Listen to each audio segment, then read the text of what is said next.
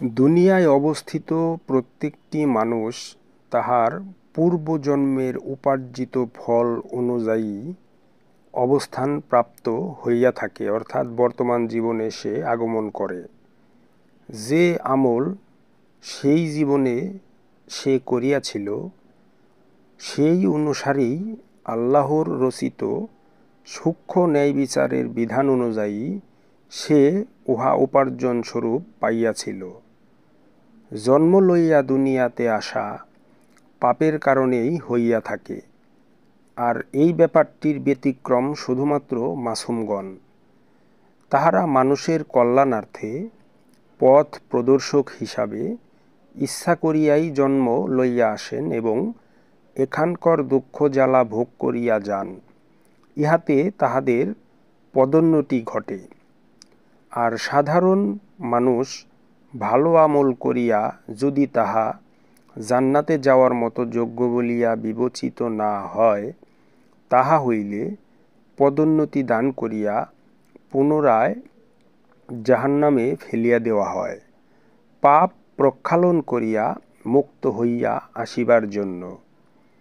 কেয়ামতের সময় মানুষকে তাহার দুই জীবনের আমলের স্বরূপ বিস্তারিতভাবে জানাইয়া দেওয়া হয়। একটি হইল কাদ্দামা, অর্থাৎ যেই আমল সে পাঠাইয়াছিল পূর্ববর্তী জীবনে, এবং অপরটি হইল উহার ফলস্বরূপ যেই জীবন হইতে সে বর্তমানে চলিয়া যাইতেছে।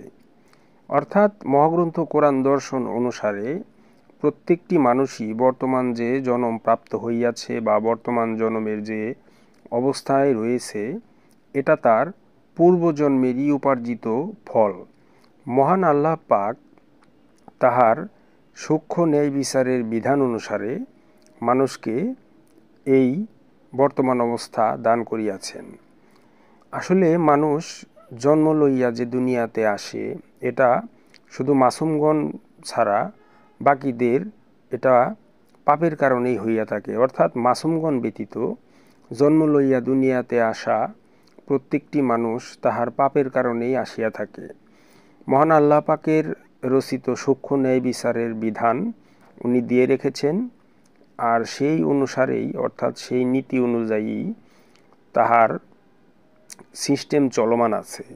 মোট কথা হচ্ছে, কোরআন দর্শন অনুসারে পূর্বজন্মের উপার্জিত ফল অনুযায়ী সে বর্তমান জন্মের বর্তমান অবস্থা প্রাপ্ত হইয়াছে।